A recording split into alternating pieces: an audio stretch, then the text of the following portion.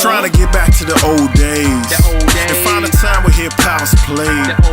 If you feeling what we feeling, put your hands in the air and win them shits back and forth like you ain't got a kid. Shout out to this dude right here. It's my son, man. 4 years old. Yo, man, we are the old days. Yep. Key of NC. My name is Rookie Shy, man. I'm from Chicago. And I'm originally from North Carolina, but I've been living in Chicago now for going on about 4 years. And we met weird way. We met at a beat battle. I met so many people there, man, but I met him and he was like one of the guys that just, he didn't win the motherfucker, but he was just so, like, his personality hit me to the point where it was just like, man, this guy is just mad, humble, and just happy to just be here, you know what I'm saying? And when I meet cats it's like that, and they're talented, it's like I have to contact them, you know what I'm saying? So I seen them, you know, I shot the stuff and then went home and was cutting up the videos, man. I only got 2 of 4 that I wanted to really do, but you know, he got on them. And I was just like, you know, that's how I got to know him. You know, I got to know him after the fact and shit. And I was just cutting it like, damn, that beat was pretty nice. You know, because I didn't vote for him there. I did not vote for him. I voted against him. Go figure, y'all. Go figure. What's crazy about that, y'all, is like, Rookie, he did 2 videos. The videos was hot. And this is how me and Rookie got to know each other. I'm like, you know, Rookie posted the first video. I'm in the first video. I'm like, cool. You know, he got the round. You know, I didn't win, so it's cool. You know, he got me in the early rounds. Rookie posted the second video. I was in the second video. I'm like, I didn't win the beat battle. How you got me in both videos? But that was mad love, though. Because, you know, I'm new to Chicago. Nobody don't know who I am. And this man put me on a video like, yo, this is Key of NC on the beat. I'm a music connoisseur. I love music, you know. So, you know, you see all these records behind me. That's a childhood thing. I've been collecting records since I was like a shorty, like 6 or 7. You know, and my mom and my uncles, man, they put me up on a lot of soul and stuff when I was young, and I've been in love with music for a long time. So, you know, I went from DJing to production. And now, you know, of course I rap it, but of course I'm learning to play the drums, learning to play the bass guitar. This is my life, y'all. Music is what I do. Man, outside of music, you know, I work with the youth, man. I've been doing that for 10 years, you know. Wow. You know, a lot of people don't know. I work with the youth and a lot of troubled teenagers. I work with people who have mental illnesses, people with disabilities. You know, I'm a social worker in the sense of the word, you know, and I'm about people and, you know, having their needs met and the rights and the politics you gotta fight to make sure these people have their rights met. I'm with all of that. That's my job. It's what I do, you know. Been doing it for years. I worked at a local high school, a computer teacher. So that's what I do for right now. I love it because I love kids. Old days love the kids. Old days love the kids. Old days love the kids. Old days love the kids. No, I'm just kidding. I like a lot of stuff, man. I like, you know, I love film. Obviously, I'm real passionate about film. I taught myself photography, so I love that too. I still think I need to get better at it, but yeah, photography, and then you know, just music is crazy, man. It's crazy a part of my life. Oh, Cafe Lure. At Cafe Lure, yeah, we met. Well, we had met before then. We already told you that story, but we met again at Cafe Lure because a lot of the same people we were connected with were doing shows together. Right. And we came together one night. Rookie was there and I was there. And me and Rookie, you know, we started talking like, you know, Rookie heard some beats I was playing that night. And Rookie was like, yeah, man, we should get together and do a little project or something. A little EP. And, you know, just to be funny, 2 years later, we probably got 30, 40 tracks together. So that EP has turned into something massive, as you can see. It's not an EP anymore. It's 2-3 hours worth of shit. But, you know, it was at Cafe Lure. And, you know, Rookie, you know, said, man, let's hook up, you know. And I think it was the next week, or if well, not next week, 2 weeks later, he came through the crib. We was writing in our first session. We actually, we laid down we wrote half a song. Yeah, we did in our first session. And every session we got together after that, we started to see we had chemistry, so we just built off that and would do songs. The way we worked together was it was a nice ebb and flow. We bounced ideas off each other, and we're both open people, so we don't mind, like, Ricky say, yo, what if we do this? I say, that sounds good, Ricky, what if we do this? Ricky like, yeah, that's good, and then we just build, and the idea just goes crazy, The big thing about the chemistry is like it's natural, It was always natural, and we never really tried to make it anything other than that. We wanted to keep that flow, keep that constant, like, just creativity going. From the production to me is always a feel. I create stuff on a feel. Like if you throw a sample at me, I'm gonna take the sample in. It's a soulful sample. I'm gonna ride with that and try to create something based on what it makes me feel. So my beats it's always on the feel, like nothing technical I can tell you. It's just I go with whatever I'm feeling. Well, if it feels right for the project, it's right for the project. Simple put, We don't do too much arguing. No, there's not a lot of arguing. We don't argue. It's like we know, and we really have a similar feel on music, order, and the feeling of how things vibe, and that's part of the old days too. That's why you will see everything we do will always connect, because you got two minds right here to see how it should go. Yes, sir. I love that shit. Yep. High five, goddamn. Old days for life. Yes, sir. It came from us both. Yeah. Collectively, everything comes from us both. We need to go, and we just need to, like, hijack a family. And we need to film all that shit, and we need to cut a music video. That was it. Key was like the PR guy. He was talking to everybody. I'm like, who's the matriarch of the family? No, really, who's the matriarch? Can I speak to the matriarch? How you doing, man?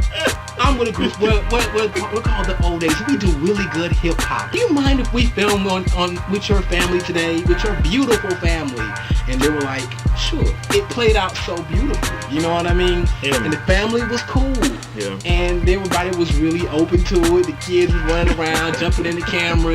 We edited a lot of that stuff out, but that stuff happened. He gave a couple of toys out. You know what I'm saying? It was like, it was really beautiful, man. The Burns family. Yeah. Shout out to the Burns family, man. They all had like Kelly Green shirts on. Right. You can't miss them. Yeah. Very, very charming family. When I got home and I was cutting it, I was just like, I had to hit Key, and I said, Key, we got a really great video here. Yeah. I was like, this is gonna be dope. And that's how our debut, and I think it was a great debut. I do too, man.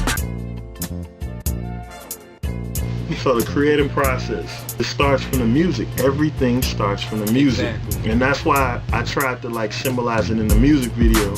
First thing you saw was Key with the MPC, because it all starts with the music. And then after the music, it passes me the baton, like it's a track race or something. He passes me the baton, and it's like, alright, here's a song, what you gonna do with it? And I take that stuff and I listen to it and I dream on it.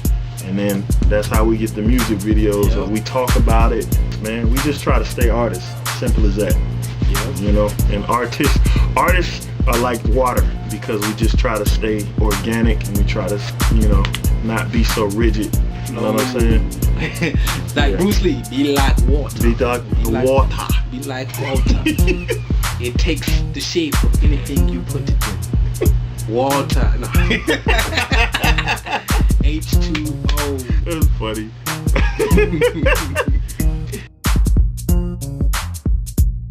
I don't think we should use that word genius so loosely, man. For real. Like, I don't see myself as a genius. I'm still learning, and I've done a lot of work, but I'm still learning. With every project, I learn a lot more. Like, Key was attracted to my work from some stuff that right now I wouldn't even want to acknowledge right now. You know what I'm saying? He'd be like, man, that was dope. I'd be like, don't put that up there. But as an artist, you got different phases. Yeah. And the phase that I'm right in right now with the old days and with everything else I'm working on, I'm really proud of it right now. And I'm just like, we just want to keep growing. We just want to keep growing and stuff. I wasn't classically trained. I went to school and got a general ass communications degree. I got out and Then I couldn't get into film school. I applied to it, they wouldn't let me in.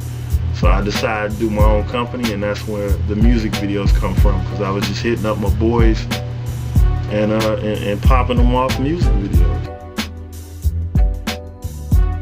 The only experience I had in rapping was, we used to have a radio show.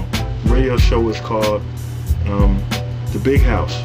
At the end of every radio show, we would freestyle at the end. Me and Big Dave, we would just jump down and freestyle to some instrumentals until we couldn't spit no more. You always know you can't spit no more, because it's like, all right, turn the camera off. You know what I'm saying? People were like entertained by it, and then we started doing shows live. And after we put the album out, we started performing live, and we would implement the freestyling within the live shows. And then we did the fucking wackest mixtape ever. So that was like our first real experience with doing real rap songs with hooks and everything. What I think we symbolize as a hip-hop group is nostalgia. We just, that nostalgia that the older heads, they want to get, but they aren't getting from listening to radio and checking out their blog sites. That stuff that they're not getting, that's what we represent. Coming up with our name was easy. Coming up with the title of the project wasn't so easy. So we went back and forth on this a lot of times. I sent Ricky 30 emails hey, we should call it this. Ricky I ain't feeling it. I wanted to call the project Nostalgia. Ricky was no. Yeah. No, it still sucks. It still sucks. But that all is cool, because it was one of a simple answer to a question. What year were you guys born? 1979. Wait a minute, let's call the album 1979. 1979 is vintage. It has gonna have a feel to it that a lot of people can relate to. A lot of feel is missing from music now, because music is very plastic. A question earlier was my hobbies. I'm a collector of old things, because the saying, they don't make them like they used to.